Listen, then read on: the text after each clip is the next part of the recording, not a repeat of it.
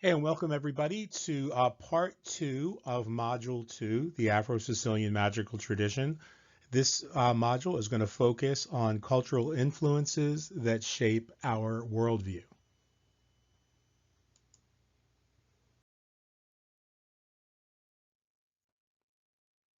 Now, in this module, we're going to cover four things, not necessarily in chronological order as you see them on the screen in front of you, but we will cover these four topics in general. The first thing is going to be the cultures that shaped our ancestors' worldview and magical practice.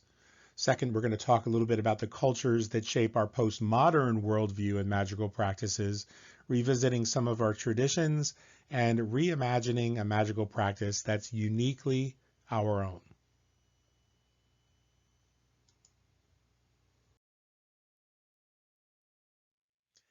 Now, first, let's talk a little bit about Sicilia. Sicilia is the largest island in the Mediterranean.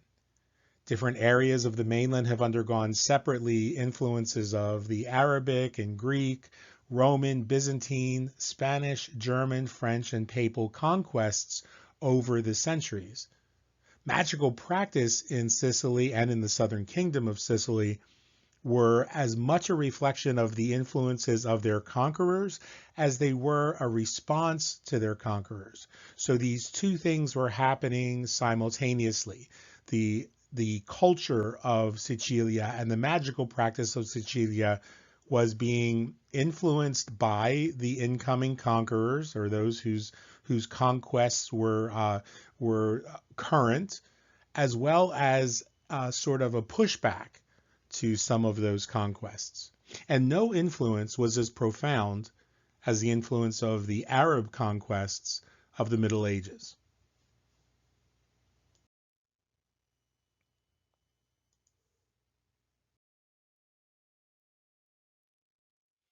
Now, let's talk a little bit about that. The Arab conquests I'm talking about in the Middle Ages were Muslim conquests. Sicilia already had, by this time, a well-developed identity and culture, which drew heavily on the pre-Muslim Arabian, North African, Greek, Basque, and Celtic influences of the ancient world. I would say that if you look at Sicilia overall, the influences that you see predominant in its culture would be these pre-Muslim Arabian, North African, Greek, Basque, and Celtic influences, as well as some Persian influences in the ancient world. As a result, much of what would happen in the worldview of our ancestors, as well as their magic during that period of time, was at first in response to the patriarchal attempts by Muslim invaders to erase that culture. But then what happened after that is where we really start to see some interesting developments.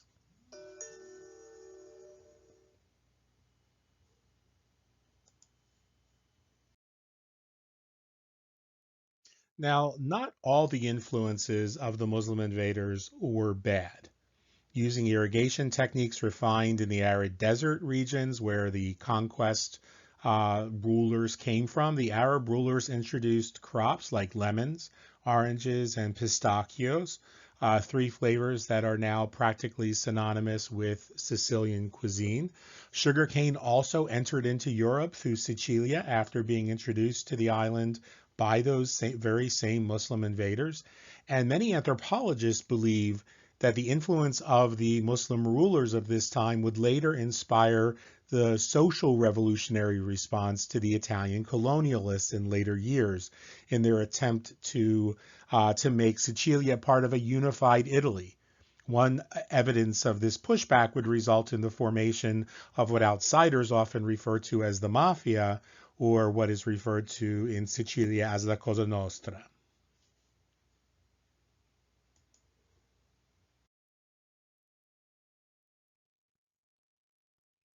Now, some of the ancient magical talismans found in the pre-Muslim Arabian world, including the manufiga you see at the top of the screen, and the corni that you see in the bottom of the screen, as well as the protection amulet for the evil eye were starting to be seen as an influence in Sicilia at this time as well. Those two hand gestures used to ward and repel curses and bad energy would eventually become adopted into our magical practice and the magical world known as segnatura.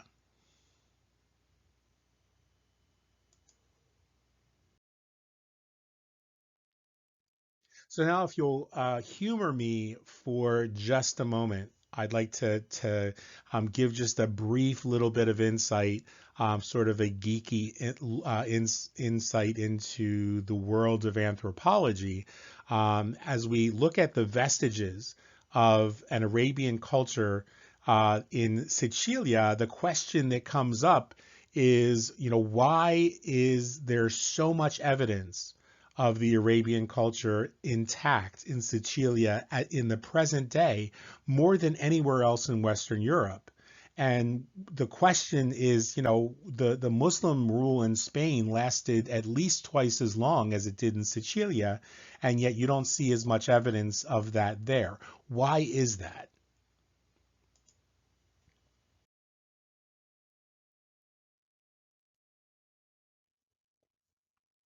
And I think the answer comes down to tolerance and diversity. In many other cultures, particularly in the Spanish, Celtic, and Anglo-Roman cultures, there was an attempt to rewrite history and erase any lingering reminders of the cultures that were overtaken. So if you go to Cordoba, for example, you see mosques that are now Catholic churches, completely erasing any evidence, any architectural evidence and symbolism inside of the culture that prevailed previously. And in Sicilia, much like we see in the Norman culture, the lands of the Vikings, there was a desire to respect the history, celebrate the diversity of the cultures that ruled before them, and to somehow integrate the best of those things into what it meant, the identity and culture of being Siciliano.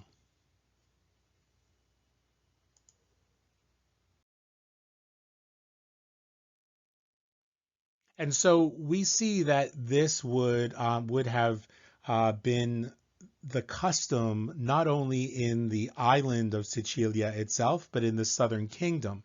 The use of Napolitana Cimaruta, the stories of the Tarantella, the creation of the French Alpine pomanders, and so on, all draw deeply from the well of cultures that influenced Sicilian magical practice.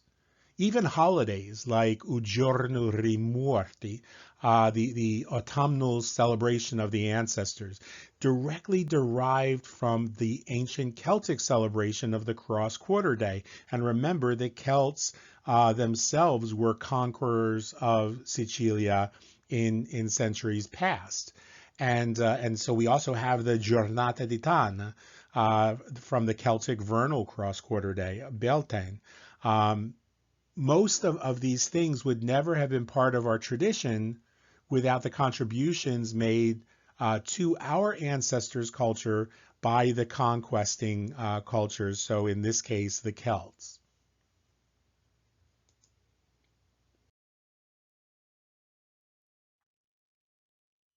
And so we often say that culture draws on religion as much as religion on culture.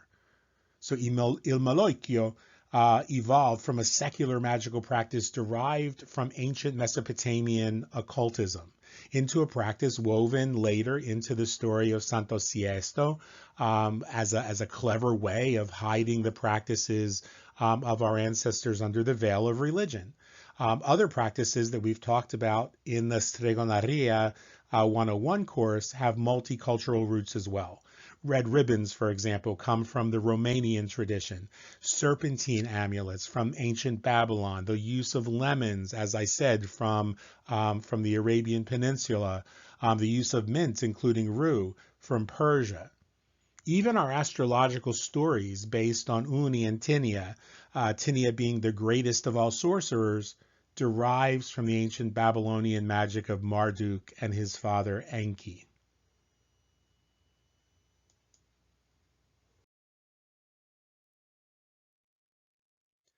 So our entire practice, our course, our discussions are all about making this our own. See, if you think about it, our ancestors did the very same thing. Somebody at some point decided that this aspect or that element of a particular practice was going to become part of what they did. Now, our ancestors didn't have the scientific or even metaphysical knowledge that we have today. The awareness, for example, of the prefrontal cortex and research into ways in which different parts of the brain light up during magical practice didn't even exist one generation 30 years ago. Now, most of us live in a society that already draws deeply upon and is influenced by other traditions, mythologies, and cultures, particularly in the West.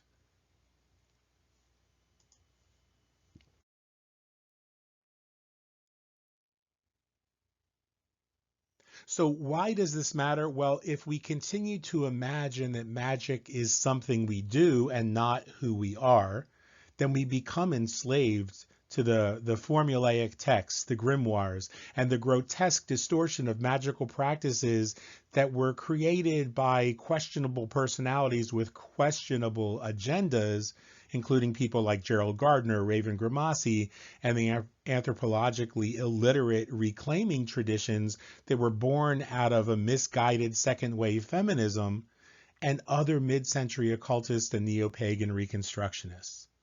See, if we want to free ourselves from that enslavement and come into an actual reclaiming of our personal power, a personal power that transcends religion and mythology and gender and dogma, then we have to recognize that magic is not something we do, it is who we are, just as our ancestors understood.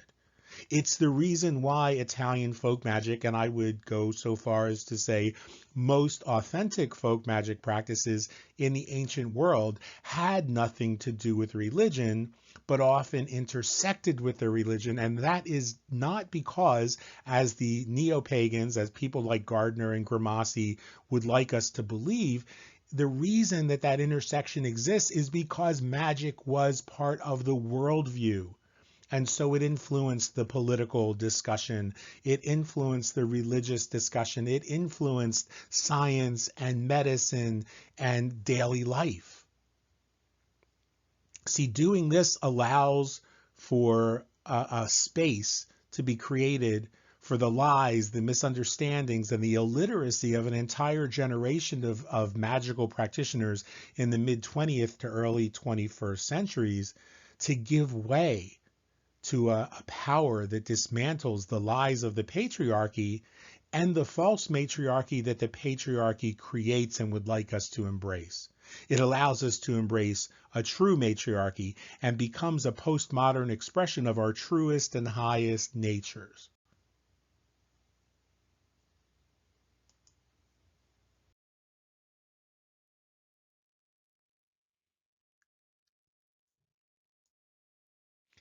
And our tradition has always taught that. We've intrinsically known and taught that magical transformation occurs the moment that you mentally shift the energy from what appears to what you desire to manifest. Rituals, sigils, potions, and spells create anchors or bookmarks, as Andrea and I have said in the Stregoneria 101 course. It creates these anchors that memorialize our sovereignty and impress upon the cosmos that the magical working is complete already. The moment that we shift our energy, the magic is done, and now we're memorializing it. Our practice neither conflicts with nor does it threaten the wisdom of any ancient religious traditions because it has nothing whatsoever to do with religion or gods or beliefs or superstitions. Our magic doesn't even require us to believe in magic because our worldview is that we are magic.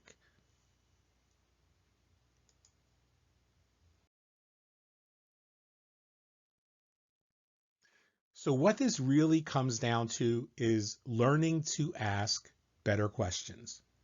How does the magic occur? When does the shift take place? That, at the end of the day, is why so many of us are in this class, having these discussions. And so asking better questions is not just a good pathway to understanding, it's actually the magic itself.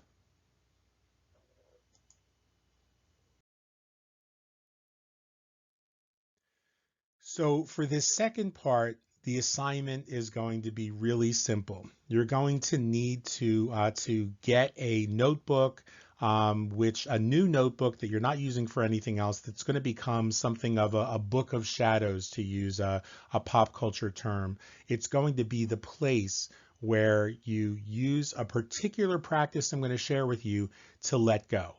So I want you to choose something that you want to magically manifest in your life right now. It might be a better relationship, maybe with a spouse or a child, or with society or with a community.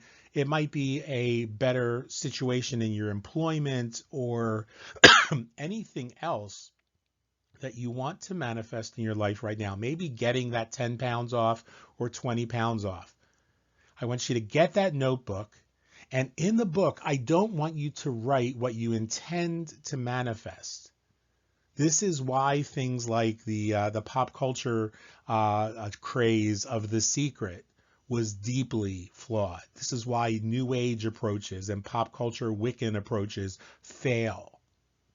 Instead, and the reason they fail, let me be clear, is because when we make a positive affirmation of I'm losing weight, or I'm getting that house, or I'm getting the bike, or I have a healthy relationship. When we make those statements, our mind will rationally respond to that affirmation and say, well, I don't see evidence of that. That isn't true. So we're setting ourselves up for the mind to have a dialogue, to have an argument with itself. So instead, in your notebook, I want you to phrase the statement of what you intend to manifest in the form of a question, because your mind will not argue with a question. So, for example, if you wanted to have a new home, you would write in your notebook, how did I manage to own such a beautiful home near the South Jersey Shore?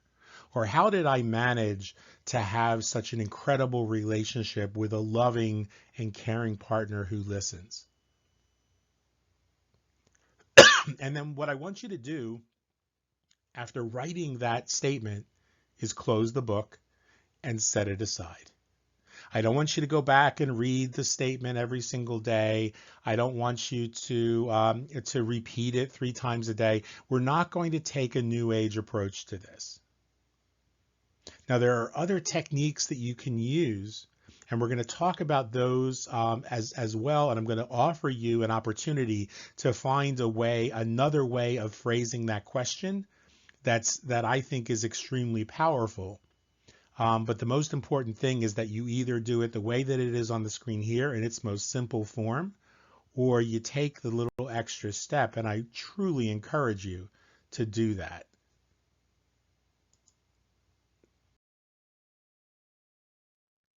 So as many of you remember from the first course, in the Stregoneria 101 course, I talk about my friend Ashura Lovejoy's book, The One Command. And excuse me, I'm sorry, this is really exciting. We have permission to share the PDF version of that book, which is newly reformatted. It's actually a much nicer presentation than the old copy of the book that I have. And I want to encourage you to read The One Command, which will give you some insight into how and why this magic works, and teach you another way of phrasing and releasing that statement, that question. And you see, many people said that the problem that they have in manifesting their magic is in that final step of the formula, the releasing. And I think Ashura Lovejoy does a beautiful job of addressing how do we do the release. So go ahead and read that book. It will be included in the course materials on the platform, so that you can begin to manifest these incredible results in your life. I hope these last 20 minutes or so have been valuable to you and will help you to sort of set the stage as we begin to go deeper into how and why excuse me, the magic works. And I look forward to talking to you in our class discussion.